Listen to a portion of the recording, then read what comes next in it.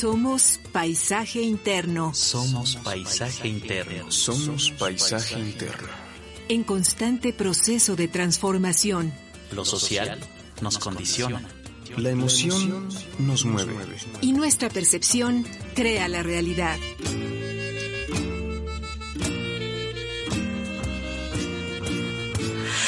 ¿Qué odio nos empobrece? ¿Qué prejuicio alimenta lo que odiamos? Mardonio Carballo.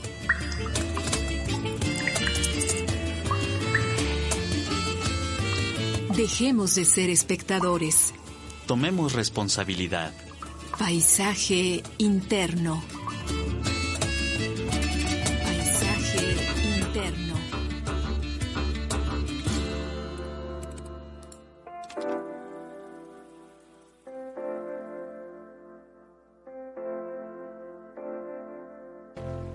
Trato de entender lo que es el autismo, lo que significa vivir con esta condición.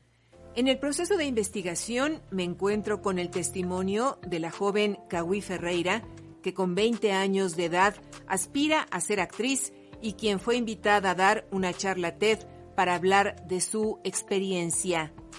Tengo autismo, soy diferente, soy única, dice con orgullo Kawi.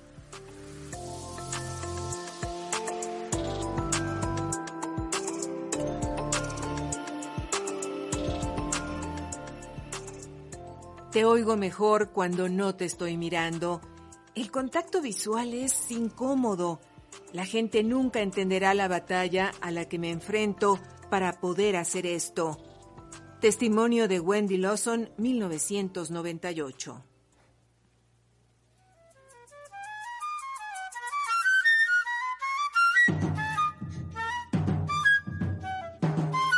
Radio Educación transmite a través de sus frecuencias 1060 de amplitud modulada, 96.5 de frecuencia modulada y www.radioeducacion.edu.mx.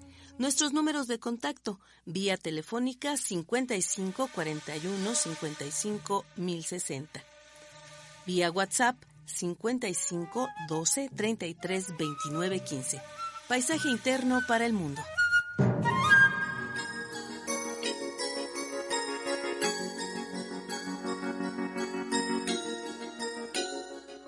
Usted que nos sintoniza, ¿ha escuchado hablar sobre autismo?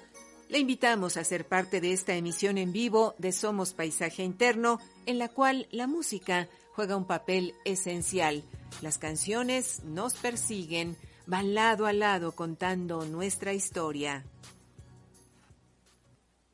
El autismo es un trastorno neurobiológico del desarrollo que se manifiesta durante los 3 primeros años y perdurará a lo largo de todo el ciclo vital. Conocido como trastornos generalizados del desarrollo y trastornos del espectro autista, estos trastornos se presentan en diversos grados, en donde existen alteraciones en la interacción social, en las habilidades comunicativas y en la esfera de los intereses, la conducta, el comportamiento y la actividad. Si no puedo mirarte cuando llamas por mi nombre, me cuesta trabajo interactuar. Si la rutina progresa, hay algo en mi cabeza que me hace moverme y balancear. Si me asustan los ruidos y en la escuela no muestro interés, si prefiero no acercarme, si no puedo adaptarme y repito las frases fuera del lenguaje convencional. Tengo un mecanismo extraordinario y hoy celebro mi derecho a vivir. Yo te invito, date el tiempo y conoce mi universo. Llevo un corazón que late a mí. Soy una persona diferente, pero tengo sueños grandes como tú.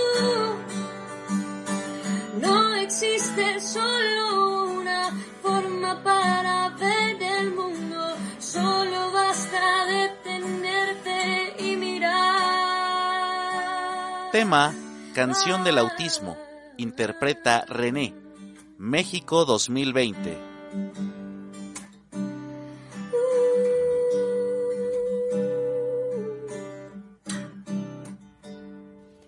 Autismo, somos Paisaje Interno en Radio Educación para el Mundo y nuestro invitado es Aurelio Coronado, el psicólogo e investigador del Behavioral Sciences Lab, con experiencia en casos que involucran personas con discapacidad en contextos legales y actualmente trabaja realizando evaluaciones psicosociales para personas con neurodivergencia.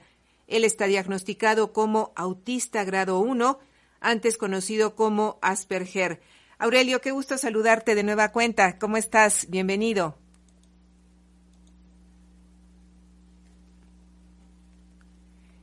Aurelio, tu micrófono, por favor, no te estamos escuchando. Gracias.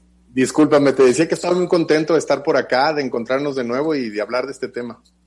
Gracias, Aurelio. Pues si te parece, preguntarte primero que nada, ¿qué es el autismo?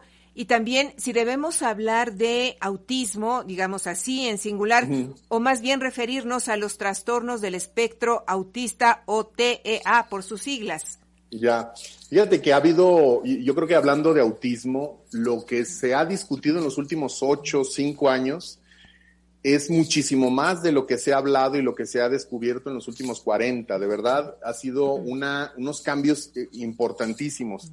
Pero lo que sí puedo decir, y lo voy a decir de esta forma, y espero que al final de esta charla lo podamos como dejar muy claro, es el autismo es una condición del neurodesarrollo, es decir, es una condición neurológica del cerebro que tiene impacto psicosocial, ¿no? Es una forma, una configuración biológica de ser y de estar que tiene una consecuencia de discapacidad y tiene una consecuencia psicosocial.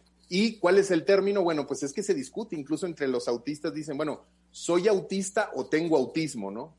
Y esa es como la gran pregunta que se está haciendo ahora, ¿no? Y muchos de los que estamos dentro del espectro autista decimos, no, somos autistas, no tenemos autismo porque no es una enfermedad, no es algo que se nos haya pegado, es una sensibilidad que está integrada en cómo sentimos y cómo pensamos. Entonces, el espectro autista, el trastorno de espectro autista, digamos, es el término clínico para hacer el diagnóstico y esto le permite a las personas acceder a derechos y otro tipo de apoyos. Y autista es como la identidad en términos de la manifestación de cada persona, de cómo la vive y a qué retos se enfrenta. Aurelio, ¿cómo sienten, cómo piensan las personas que tienen esta condición?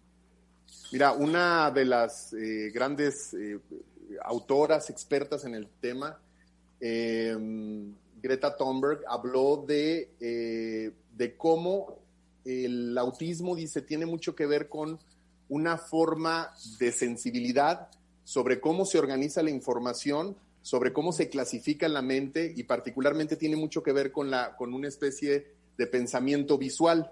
Pero cada persona tendrá perfiles sensoriales diferentes. Hay como 3 grandes áreas. Uno es cómo se siente, otro es cómo se piensa, el sentipensar que le dicen, y finalmente esto qué impacto tiene en términos sociales. Entonces hay características que tenemos en común, una de ellas es un perfil sensorial, puede haber personas que tengan una sensibilidad a ciertas texturas, a ciertas iluminaciones, sonidos, sensaciones, presiones del aire, pues, ¿no? Es una sensibilidad exacerbada. Y luego otra característica particular es la forma de procesar la información.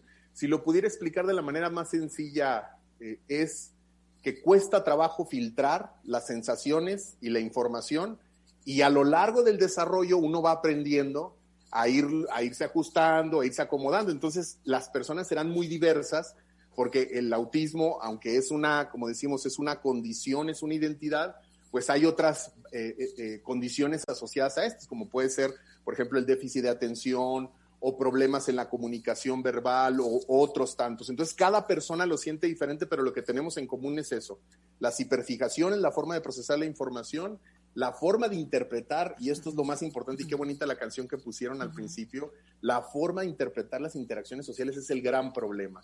Y cuando digo interacciones sociales me refiero a las convenciones, el saludar, el saber que la otra persona está enojada, entender su su lenguaje corporal, la diplomacia, ¿no? Uno de los grandes problemas que tenemos las personas con autismo es que podemos ser a lo mejor impertinentes o podríamos ser considerados impertinentes, porque no estamos leyendo que pues aquí la idea es como que todos hablemos y todos estemos contentos. Entonces, cada persona será diferente, pero lo que nos va a unir es el tema sensorial, la forma de procesar la información y las dificultades sociales. Al inicio de este programa leíamos un testimonio que nos daba a conocer esto: te oigo mejor cuando no te estoy mirando, el contacto visual es incómodo, y de hecho tú nos compartiste un video en el cual una de las personas entrevistadas habla justamente de lo difícil que es sostener la mirada del otro, de la otra. ¿Qué pasa ahí, Aurelio? Fíjate que es un tema, bueno, se ha conversado mucho al respecto. Afortunadamente en las últimas 2 décadas ha habido más autistas que están hablando, como que todo lo que sabíamos antes del autismo es psicólogos, psicólogas, neurólogos hablando con autistas y haciendo sus propias interpretaciones. Y ahora ya se está hablando de la experiencia o de la experiencia personal. ¿Qué es lo que sucede? Bueno, en términos generales es que la mirada hay mucha información social. Hagan de cuenta que cuando ustedes están viendo a alguien a los ojos, pues de alguna forma están viendo cómo se siente, qué intención tiene, si te toca hablar, si está incómoda, si está contenta contigo, si se quiere ir. Toda esa información llega y entonces puede resultar demasiada intimidad. Es como una intimidad muy grande. Es como ver a alguien a los ojos y darse cuenta que estoy hablando de más, por ejemplo, que es algo que nos pasa mucho a los autistas, que empezamos a hablar y no paramos, y entonces estás viendo que el otro así como de, oye, nomás te pregunté esto. Y esa información uno tiene que aprender a resolver la sobrecarga. Esto es importante, o sea, no es una incomodidad cognitiva, es una incomodidad que se siente en el cuerpo. Muchas personas lo pueden sentir de manera diferente, pero lo que pasa con la mirada es que, por ejemplo, se prefiere no ver a los ojos. Hay quienes aprendemos a ver a los ojos. ¿Sabe cuál es un truco que aprendimos? Por ejemplo, ver en la ceja, ver aquí exactamente. En lugar de estarte viendo los ojos, te veo aquí, entonces ya parece que entre las cejas. La cara. Entre las cejas, exactamente. Y entonces ya estás hablando con alguien, te ves normal, y este es un problema también parte del autismo, que se llama el masking, el enmascarar las propias conductas que vienen acompañadas con la condición de autista. Y en cuanto a los movimientos repetitivos, que es algo que también se menciona en ese video y que hemos visto incluso en algunas películas que tratan el tema. Sí, el famoso rocking, ¿no? Que le dicen, el famoso ir hacia adelante, hacia atrás, que se ve desde la infancia. Esos son acciones regulatorias. El tema tiene que ver con la regulación y la desregulación. Demasiada información, demasiada saturación puede desregular, y la desregulación implica como un poco perder los esquemas que te permiten conducirte en el mundo, ¿no? Entonces, cuando hay una sobrecarga de información, por ejemplo, el mover el pie, ¿no? Estarlo moviendo constantemente, yo, por ejemplo, me siento arriba de mis manos, o sea, como sentir mi peso sobre mis manos me ayuda mucho, formas de acostarse también, y todo eso tiene que ver con una especie de balance propioceptivo más el proceso de información que está entrando para regularlo. Entonces se requiere es una búsqueda del equilibrio, no es otra cosa. Aurelio, al inicio de esta entrevista nos decías que el autismo es si lo entendí bien, una configuración biológica, es una condición del neurodesarrollo que tiene consecuencias psicosociales. ¿Cuáles son estas consecuencias? Y quizá ahí está el meollo del asunto. Claro, fíjate que tenemos que entender el autismo desde nuevos paradigmas que tienen que ver con la ciencia. Por ejemplo, ahí tendríamos que hablar del paradigma de la neurodivergencia. El paradigma de la neurodivergencia dice que hay una diversidad estadística natural de los entes biológicos, es decir, todos tenemos una diversidad, pues, porque tenemos no solamente una genética, sino una experiencia, ¿no? Entonces, desde este concepto de neurodiversidad dice, bueno, pues al final del día todos somos diferentes. Sí, pero el autismo es una condición que aparte te hace todavía más diferente. Cuando hablamos de impacto psicosocial, estamos hablando de un modelo de discapacidad.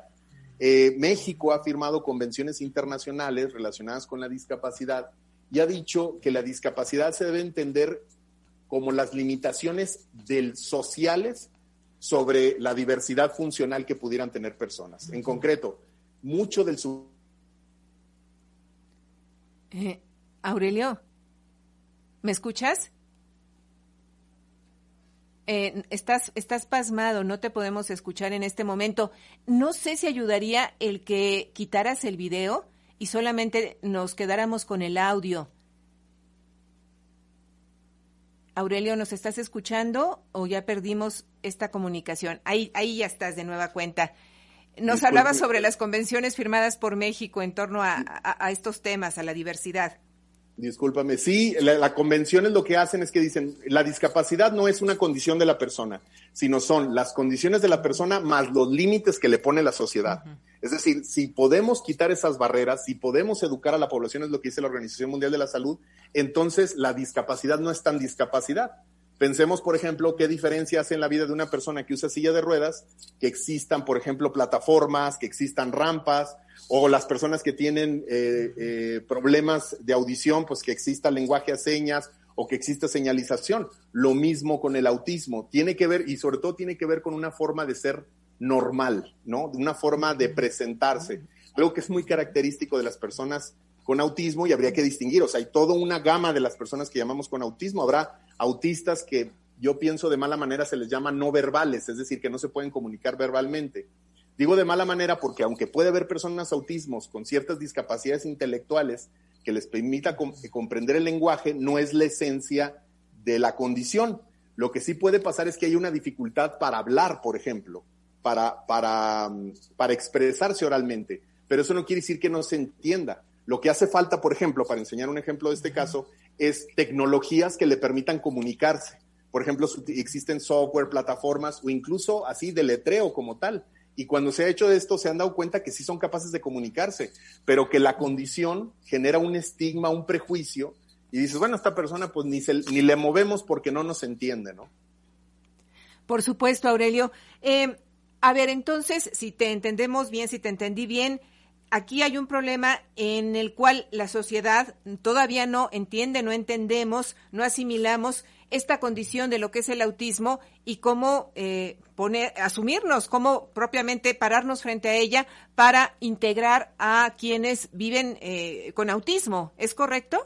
Totalmente. El gran problema con el autismo es que incluso de inicio, te estoy hablando del siglo pasado, cuando se empezaron a ver los primeros casos y se describían, los psicólogos, así como digamos una de las teorías más frecuentes y más populares que existían en aquella época es que las personas autistas vivían en su propio mundo. De hecho, de ahí viene el término autismo, como una especie de mundo hacia adentro.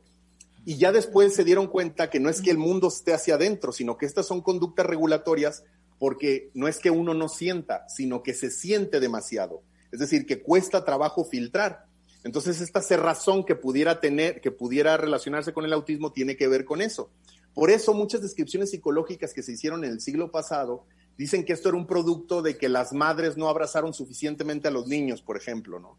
Estas ideas que ya han sido completamente rebasadas, porque en aquella época no se hacían descripciones psicológicas o porque finalmente también tiene un componente hereditario, ¿no? Entonces, no es culpa de los padres, por ejemplo, que los niños tengan retraso en el lenguaje o que tengan problemas en el lenguaje. Esto es muy común y se les decía a los papás antes. Mi hijo está diagnosticado con autismo. Yo descubrí mi propio diagnóstico a partir precisamente de hacer ir con diferentes profesionales, fuimos, hablamos, lo evaluaron. Y ahí nos dimos cuenta que no solamente hay un retraso, no solamente en México, sino en el mundo en la comprensión del autismo, sino que un mal diagnóstico de verdad puede llevar a las personas a caminos que no son los adecuados para atenderla. Entonces, efectivamente, las barreras se encuentran no solamente en cómo las personas entienden el autismo, sino de los mismos profesionales que no se han actualizado, porque de verdad sí es todo relativamente reciente, ¿no? De verdad sí están cambiando mucho las cosas en la última década. ¿Qué es un mal diagnóstico? ¿A qué te refieres cuando hablas de un mal diagnóstico? Y también, ¿cómo es que se debe diagnosticar el autismo?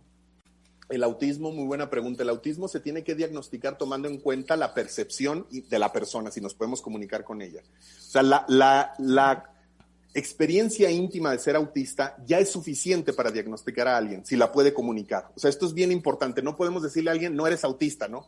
Porque, por ejemplo, esas son las respuestas clásicas. Cuando yo empecé a hablar de mi autismo, ni pareces, ¿no? Si me ves a los ojos, pero si hablas en público y haces todo eso, bueno, si la gente supiera todo lo que me ha costado poder estar aquí, todo lo que he tenido que aprender para poder pararme aquí, hablar en público y hacer todo esto, pues a lo mejor lo entenderían mejor. Y entonces lo que pasa es que hay una negación de la condición, porque dicen, o sea, ¿por qué? Porque tiene una connotación negativa. Por ejemplo, en Estados Unidos el término autismo, a partir de unos crímenes que se salieron en las noticias recientemente, el caso de Sandy Hook, este tirador que mató a 26 estudiantes en Estados Unidos, él estaba diagnosticado con autismo. Y entonces empezó a aumentar el estigma. Es muy raro que haya un autista relacionado con violencia. Puede suceder, pero no es tan común.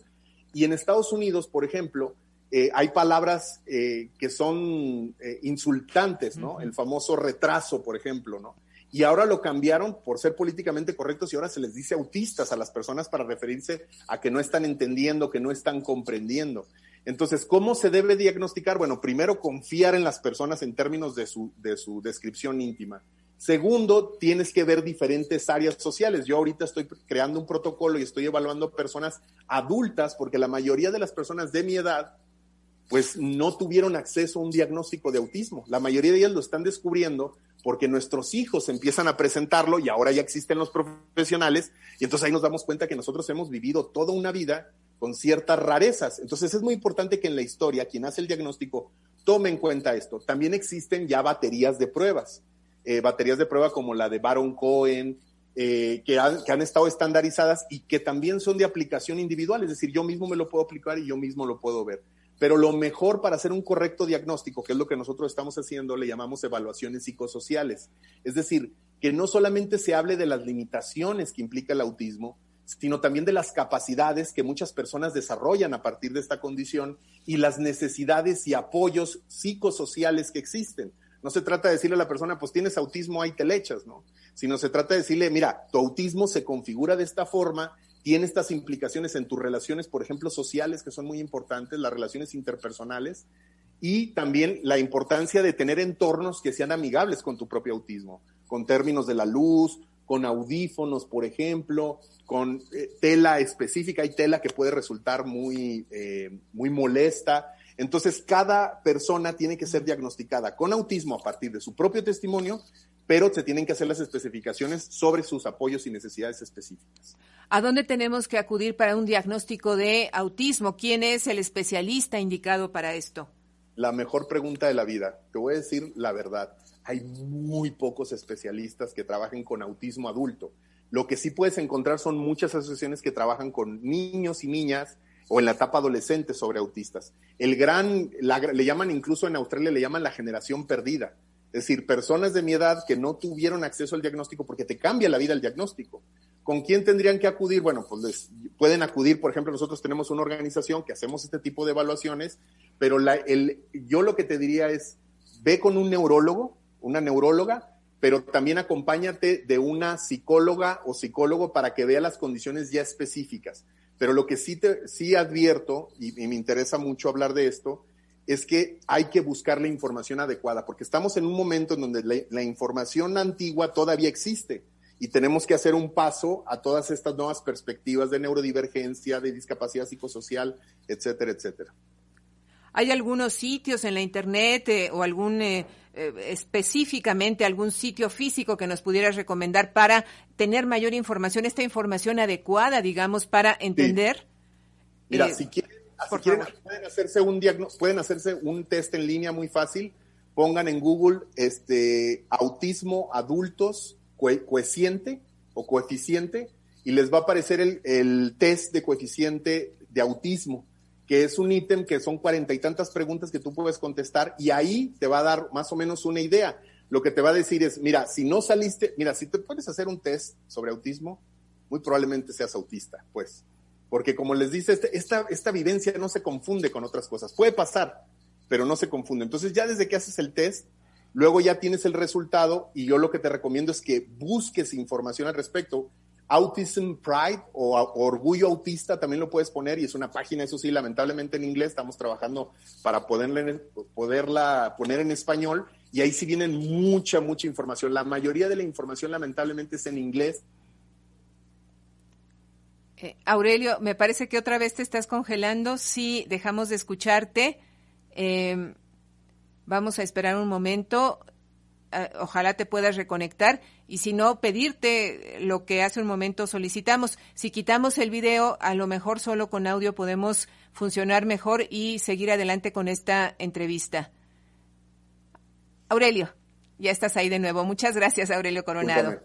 Discúlpame. Les decía que la mayoría de la información está en inglés, lamentablemente, porque en Australia y en Inglaterra, como tienen sistemas demócratas sociales, te cubre, y fíjate, eso es bien importante, el tema del diagnóstico tiene que ver con apoyos necesarios. Entonces, el último manual que se ha sacado, han tratado de quitar a muchas personas, porque si no tienes un problema aparente, entonces no tienes el diagnóstico. Y como no tienes el diagnóstico, no tienes acceso a apoyos.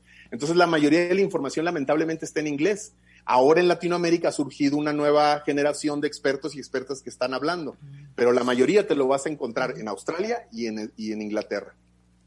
Tenemos aquí la pregunta de una persona que se comunica, Gabriela Castellanos. Ella es maestra de música y las preguntas que hace son las siguientes. Me parece que todas muy interesantes. ¿Hay herramientas que nos ayuden a identificar a niños y niñas con esa condición? Tengo un alumno que toma clase de violín y al hacer los ejercicios de postura no puede concentrarse y mueve mucho una pierna. ¿Qué debo considerar a la hora de impartir la clase? Qué buena pregunta, qué bonito que te preocupes por tus estudiantes de esa forma. Primero, que estos movimientos, vamos a suponer que este niño está dentro del espectro autista, esos movimientos son, déjalo, o sea, es más, en concreto, así como si fuera cualquier otra persona, pero las cosas que haga hay que darle oportunidad. La forma de comunicarte con una persona autista es, no entendemos muchas de las veces la metáfora, se nos tienen que dar instrucciones muy concretas. Por ejemplo, algo que es muy común, que yo lo vi con mi hijo, es que la maestra, por ejemplo, se ponía a bailar enfrente de los niños y les decía, todos conmigo, y aplaudía y se movían, y entonces todos los demás niños hacían lo mismo, y mi hijo los volteaba a ver a todos y estaba divertido, y yo me acordé de una experiencia mía, viviendo lo mismo, y yo decía, pues ¿a qué hora se pusieron de acuerdo esta maestra y estos niños para bailar? Pues, o sea, les enseñaron esta coreografía, y uno tiene esta sensación todo el tiempo, que la gente se conoce mejor, que cuando llegas a una clase, la forma en que se saludan, todo mundo ya sabe cómo hacer esto, y uno no. Uno requiere la instrucción específica. O sea, por ejemplo, no le digas toca mejor, bueno, no, obviamente no le va a decir eso, ¿no? Pero no le des metáforas y no le des instrucciones muy amplias, sino muy específicas. Y por otro lado, hay que entender y tolerar que el problema de ser autista es que uno se puede sobrecargar y requiere espacios para descargar. Entonces, estos movimientos que tienen que ver se llaman steaming o el vaporear, que podría ser en español. El steaming es tratar de regular esta sensación de sobrecarga, estimular, moviendo una pierna, sentándose sobre sus manos, moviendo la lengua, por ejemplo. Y entonces todas esas conductas que te pareciera, está ansioso, pues precisamente eso le baja la ansiedad. Entonces esas son las formas, y también habla con sus padres, interésate, ve qué es lo que le interesa a este niño. Nosotros hay algo que se llama los monotemas, que también viene diagnosticado clínicamente. Uno se puede obsesionar con ciertos temas y siempre quiere uno estar hablando de eso. Eso es parte del problema, ¿no? El problema para otros, uno está bien hablando y lo que tienes que favorecer es la comunicación. Si está hablando de sus temas, hablemos de sus temas, déjalo que hable, porque esa es la forma en que él te está diciendo quiero estar contigo. Si te está conversando tus temas es porque te está tratando de tener un vínculo contigo, aunque esté volteando a otro lado, aunque esté haciendo otras cosas. Y sobre esta parte de cómo identificar a niños, niñas, a personas con autismo, quienes no somos médicos, quiero decir, en la vida cotidiana, ¿cómo lo hacemos? Fíjate que antes, te estoy hablando de hace unos 20 años, te decían, espérate a los 4 o 5 años y ya, como que ahí te vas a dar cuenta del diagnóstico. Yo cuando empecé a ver ciertas características en mi hijo, fue, digamos, en el primer año. Ahorita se está hablando que se pueden observar ciertas cosas en los primeros, digamos, entrando a los 8 meses de vida, ¿no? Pero casi siempre lo vas a ver relacionado, por ejemplo, con la función de imitación. Los niños por lo regular te van a ver a los ojos. Bueno, a ver, es normal que un bebé te vea a la orilla de la cara, porque esa es la forma lo que le está llamando la atención. Eventualmente a los 4 meses te van a empezar a ver a los ojos y luego después empezarán ejercicios básicos de imitación. Por ejemplo, tu rostro verlo y entonces imitar una sonrisa, un enojo, etcétera, etcétera. Cuando veas que ese tipo de conductas no están presentes o que se están tardando en presentarse, otras conductas, por ejemplo, que son muy clásicas, es el ordenar objetos de manera lineal. Los carritos, ¿no? Los ponen como de manera lineal y van creciendo y van haciendo estructuras. Otra de ellas es que le gusta estar más con niños más grandes que con niños de su propia edad. que le gustan ciertas relaciones vinculares. En concreto, no juega con niños con todos, sino que es el famoso que está jugando con un niño o solo. Y esto no es porque los niños sean tímidos, ¿no? O sea, vemos autistas que somos tímidos, pero muchos autistas el problema es que no saben cómo entrar y cómo comunicarse a eso. Entonces requieren que los otros niños entiendan que este niño es diferente y este niño tiene que entender cuáles son las reglas del juego para poder participar. Entonces, en concreto, se puede identificar en los primeros 2 años de vida, pero, y esto es lo más importante, las investigaciones actuales dicen que entre más temprana sea la intervención, mejor pronóstico en el desarrollo se va a tener. Mientras más temprana sea la intervención, resultará mucho mejor para la persona autista. Tenemos a una radioescucha que nos dice: Dios santo, este hombre me está describiendo y te pide que repitas al aire dónde puede hacer el test que mencionaste. Mira, si me pueden escribir, les mando a cualquier persona, les mando el test para que se lo pase directamente el link. Escríbame al correo Aurelio Coronado, así como está mi nombre, Aurelio Coronado, sin puntos ni nada, aureliocoronado@gmail.com. Mándame un correo, aureliocoronado@gmail.com, mándame un correo y le mando el test. Muy bien, muchísimas gracias. Por favor, mantente en la plataforma. En un momento más continuamos con esta entrevista. Muchas gracias. A ti. Recordamos a nuestras audiencias que esta es una emisión en vivo de Somos Paisaje Interno. El tema de este día, autismo. Nuestro invitado es Aurelio Coronado, el psicólogo e investigador del Behavioral Sciences Lab, con experiencia en casos que involucran personas con discapacidad en contextos legales, y actualmente trabaja realizando evaluaciones psicosociales para personas con neurodivergencia.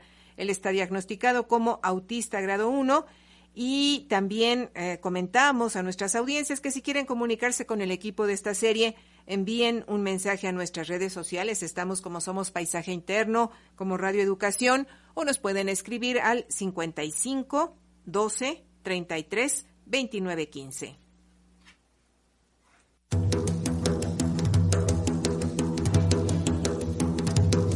El faro de las orcas, de Black Balloon y After Thomas. ¿Qué películas sobre los trastornos del espectro del autismo conoces? En lo que corres a nuestras redes sociales a contarnos, te sugerimos el documental que nuestro invitado de hoy nos recomendó para la realización de nuestra emisión. Se llama Eso no se pregunta, Síndrome de Asperger. Es una producción de Telemadrid y lo encuentras en YouTube. Eso no se pregunta, Síndrome de Asperger.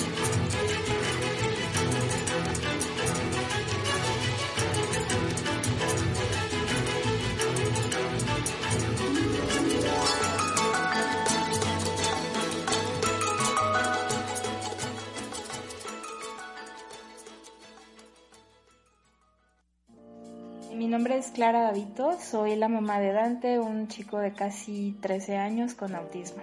Dante empezó a mostrar signos alrededor del año y medio. Comenzó con berrinches muy explosivos, de la nada comenzaba a gritar o a llorar.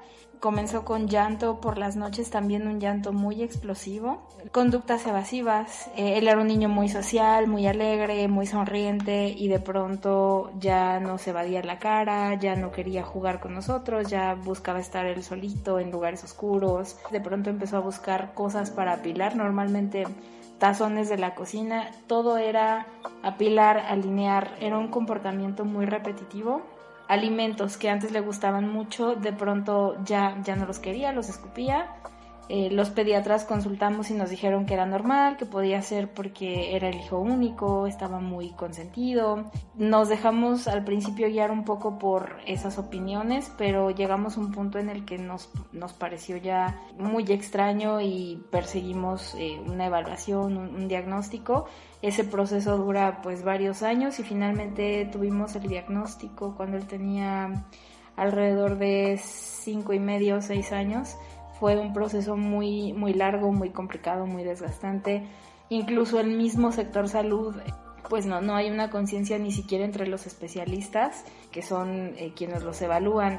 Hablamos de neuropediatras, neurólogos. La tienen muy complicada para identificar estos casos, o bien no tienen la experiencia o la preparación para identificarlos más rápidamente. Las crisis son muy difíciles de ver, pero primero que nada, pues entender que lo que está sucediendo en los cerebros de ellos está muy fuera de su control. Lo siguiente, pues, es respetar. Hay una frase que a mí me gusta mucho que dice que para criar a un niño se necesita toda una aldea. Y es verdad, necesitas a toda la familia, sí, pero también la comunidad que lo rodea. Y es nada más ponerse un poquito en los zapatos de ellos, entender que a lo mejor su cerebro en ese momento está pasando por una dificultad para procesar lo que le rodea. No los limitemos nosotros por el miedo a la reacción. Lo que podemos hacer es darles la mayor cantidad posible de herramientas para que ellos se enfrenten al mundo. A veces esto es terapias con especialistas, a veces es estimulación temprana, a veces es de integración sensorial, a veces es simple y sencillamente la escuela pública, regularización cuando la condición lo permite y es necesario. La UNAM tiene iniciativas muy interesantes, entonces lo más importante es darles herramientas, desarrollarlos lo más que se pueda. Mi nombre es Clara Davito, soy la mamá de Dante, un chico con autismo, y mi paisaje interno lo lleno aprendiendo y concientizando sobre el autismo.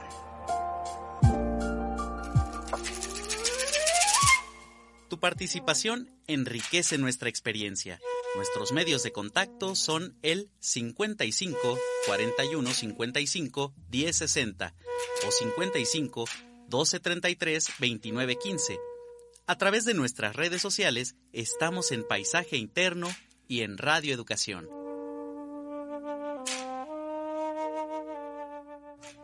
Pues continuamos con esta entrevista, el tema del día autismo. Nuestro invitado es Aurelio Coronado, psicólogo e investigador del Behavioral Sciences Lab. Y Aurelio, seguramente escuchaste el testimonio de Clara Davito y que al final decía hablaba sobre la importancia de dar herramientas para desarrollar a las personas con autismo de la mejor manera. Y en este sentido tenemos también una comunicación de Beatriz de Alvarado que nos cuenta que su sobrino está diagnosticado con déficit de atención. Sin embargo, ella cree que está dentro del espectro autista. Tiene 18 años y está ella muy preocupada por el futuro de este joven, sobre todo por el trabajo que pudiera desempeñar, aparte de la preocupación por ello, el área emocional. La pregunta es si existen lugares en donde lo pudiéramos llevar para dirigir su potencial. Es muy bueno en matemáticas, no así en la forma de expresarse, y te agradece la respuesta de antemano. Muchas gracias. Miren, les diría lo mismo. Si quieren, busquen. Es que es bien. Hay diferentes servicios en diferentes lugares. Depende de dónde viva esta persona. Lo que nosotros hacemos es que evaluamos a la persona y luego investigamos dónde vive para ver qué servicios ofrece el Estado. Por ejemplo, diferentes institutos de salud tienen ciertos programas de apoyo, por ejemplo, o hay incluso ciertas empresas que están contratando a personas para programar que tienen el perfil autista, porque también muchos de ellos pueden desarrollar estas habilidades precisamente por la estructuración del pensamiento. Entonces le pido que me escriba esta persona, aureliocoronado@gmail.com, que me diga dónde vive y yo le puedo facilitar esto. Pero lo que es cierto, hablando de su caso específico, es que hay veces hay mucha confusión entre estos dos diagnósticos, el de déficit de atención y el autismo, porque la mayoría, el 70% se especula de personas con autismo tendrán déficit de atención. Pero el déficit de atención también es una especie de neurodivergencia que tiene su propio perfil.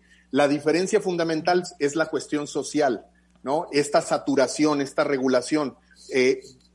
Por ejemplo, algo que es muy común para el autista y para la persona con déficit de atención es que cuesta mucho trabajo ponerle atención a algo que no resulte interesante y que cuando algo interesa ya nada más importa y te puedes estar horas y horas sobre eso.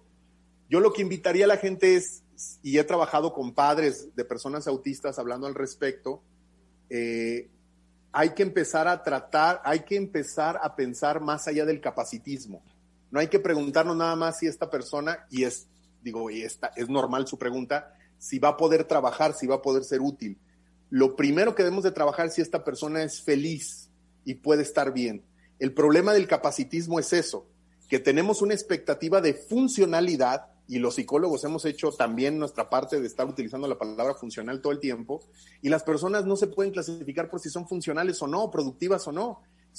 Tienen derechos, tienen dignidad, y si empezamos por ahí, créanme que por ahí se empieza a abrir un camino bien diferente. Muchas de las angustias que tenemos sobre el autismo, ¿saben quién las tienen? Los que no son autistas. Los que somos autistas, lo único que estamos buscando pues son los apoyos necesarios y la comprensión de nuestra forma de sentir y de pensar. Gracias. Yenisei Oviedo comenta: qué lamentable es el diagnóstico tardío y el desconocimiento. Y pregunta: ¿será que esos factores son los que nos llevan a pensar que hay más casos de autismo en la actualidad y que en realidad antes no fueron diagnosticados? Totalmente. Lo que sí es cierto es que se ha disparado la cantidad de casos identificados con autismo, pero muchísimo. Es decir, por ejemplo, algo que también es muy importante es, antes se pensaba que era como una diferencia entre 5-1 entre hombres y mujeres. Es decir, que los hombres lo presentaban 5 veces más que las mujeres. Ahora lo que sabemos, y hay que hablar de género, el tema las mujeres autistas es el grupo de los más invisibilizados, porque todos los criterios se hicieron bajo la lógica de género de los hombres y siempre se ha estudiado en hombres. A las mujeres se les forza a tener muchas más capacidades sociales, a ponerse en el lugar del otro, a cuidar del otro, y entonces eso les ayuda pues a enmascarar muchas sus condiciones.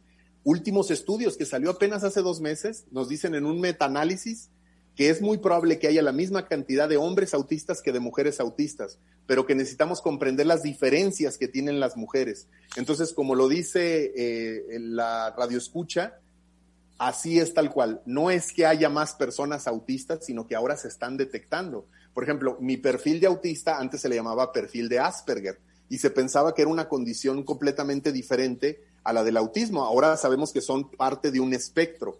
Y entonces eso hace que muchas personas que no tuvimos el diagnóstico, y por eso yo creo que lo que dices es esencial, el diagnóstico ayuda muchísimo a las personas con autismo, nos ayuda a comprendernos, nos ayuda a validarnos, nos ayuda a consolidar una identidad. Y yo creo que se tiene que empezar a hablar del derecho al diagnóstico en personas autistas.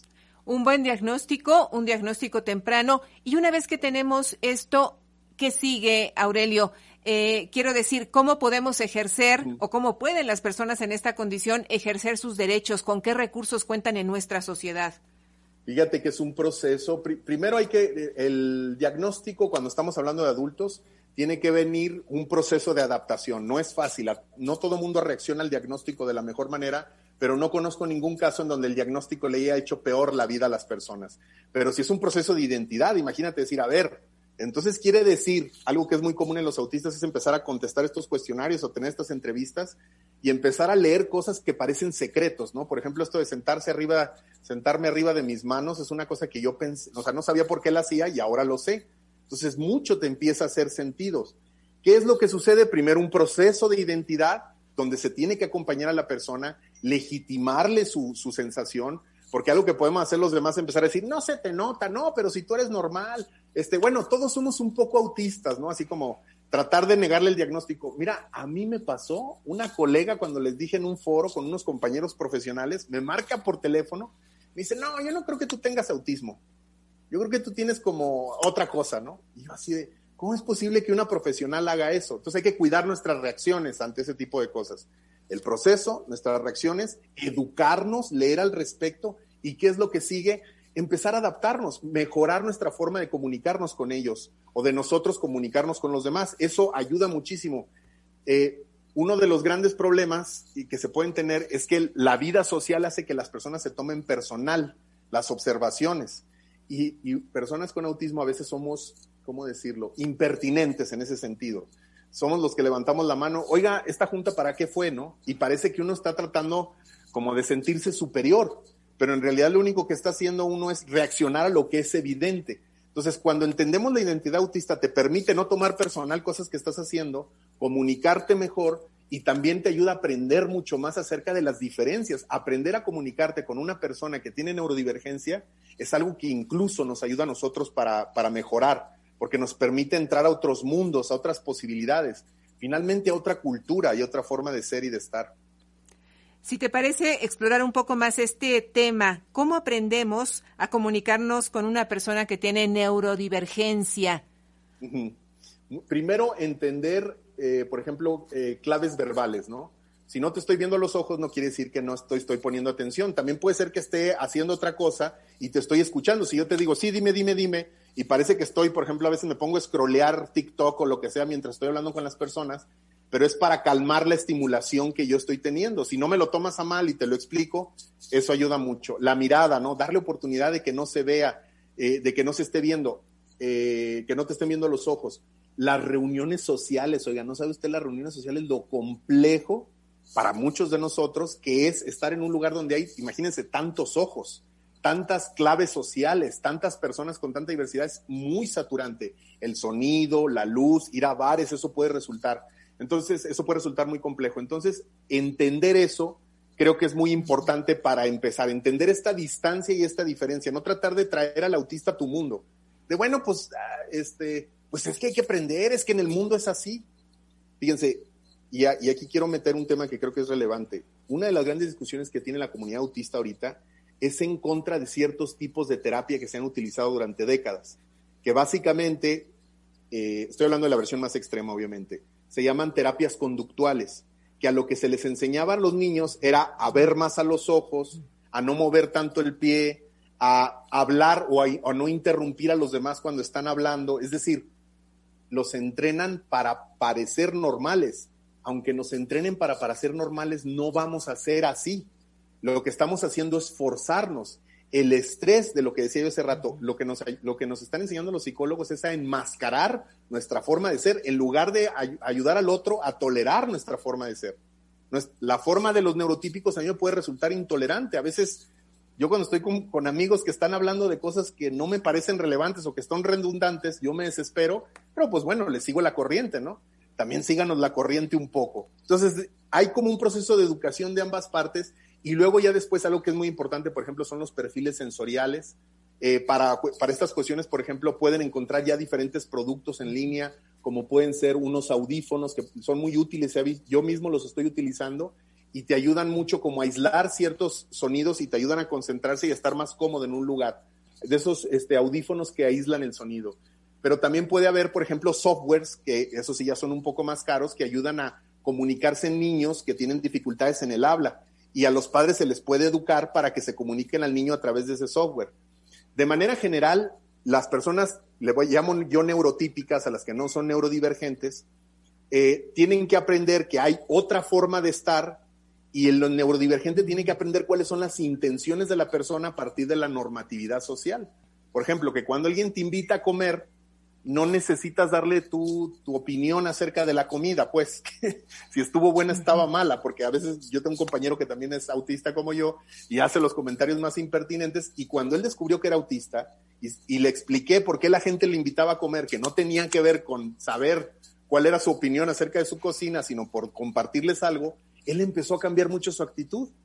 Es decir, si nos entendemos a nivel íntimo y rompemos la barrera de nuestras propias convencionalidades, pues no solamente atendemos mejor el autismo, sino hacemos una mejor comunidad.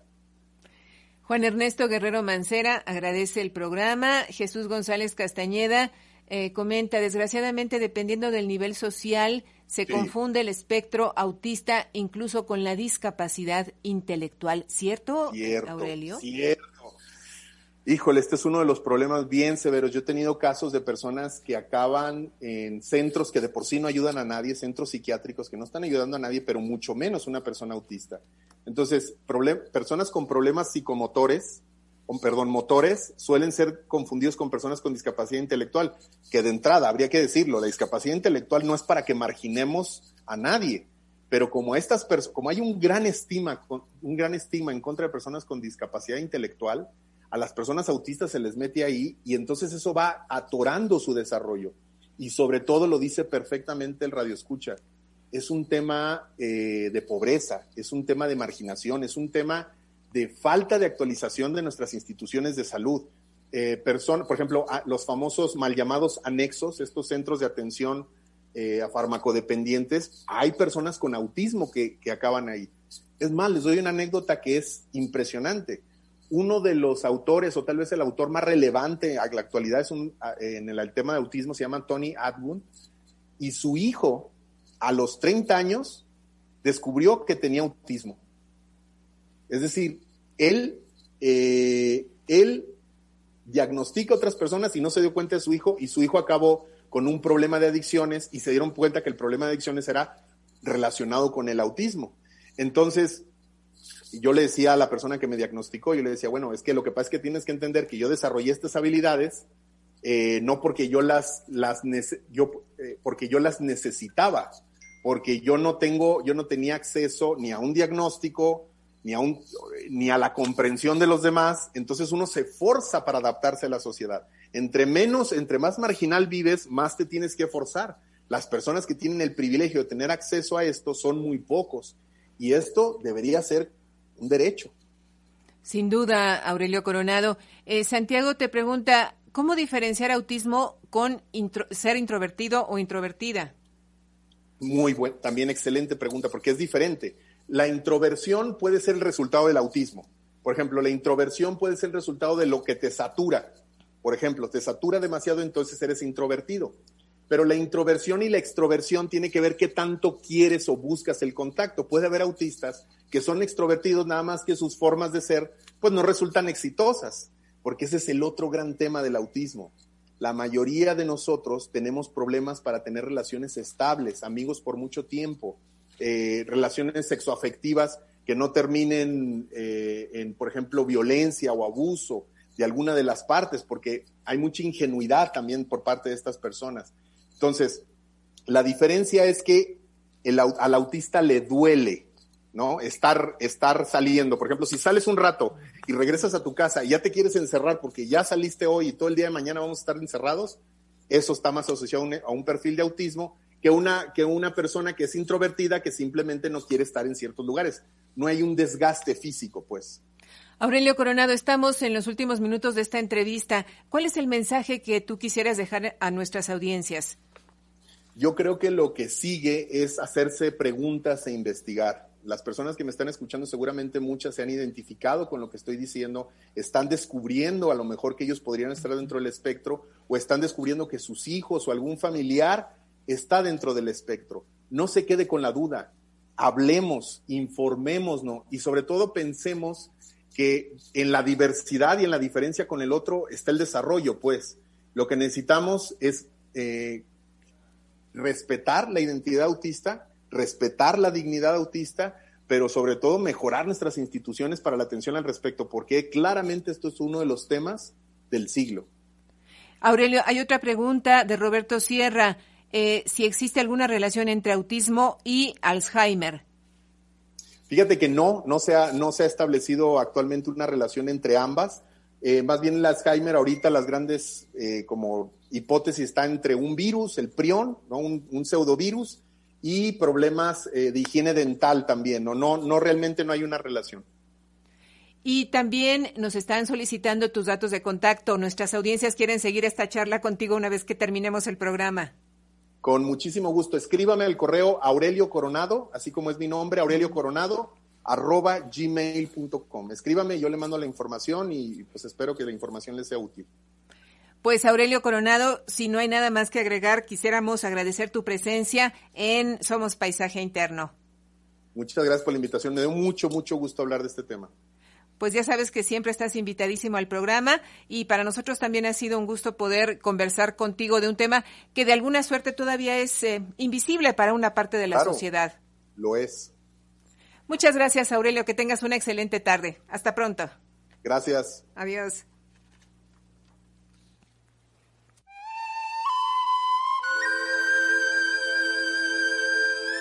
Bienvenido a tu paisaje interno. Haciendo las paces con tu atención.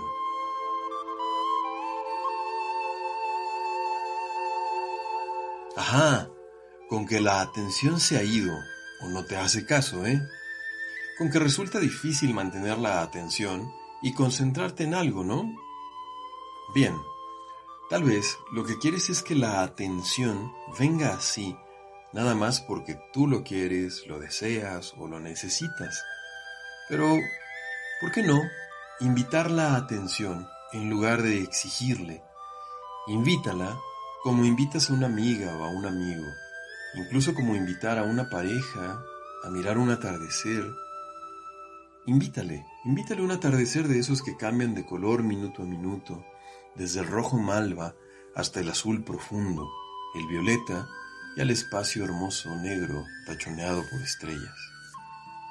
Invítale a nadar en esa infinitud, sin peso ni necesidad alguna, solo así, nadando en el espacio ilimitado y tus ojos relajados, sintiendo más mirada que ojos, más espacio que objeto, más infinitud que individuo. Nada, nadando en la nada, respira profundo, imagina y siente cómo te expandes y tu atención se solaza en el espacio, despacio. Y luego, mira a tu atención a los ojos y pregúntale, ¿te gustó? ¿Te gustaría que hiciéramos más a menudo esto? Lo siento, había dejado de ponerte atención a ti, no solo por alarma o por necesidad, sino por disfrute y maravilla. Gracias por estar aquí.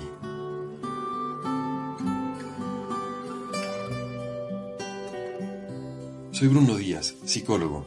Para preguntas, cursos y consultas, envíame un WhatsApp al 55 29 52 08 24 o búscame en Facebook en Los Parajes del Alma o en Poética Terapéutica.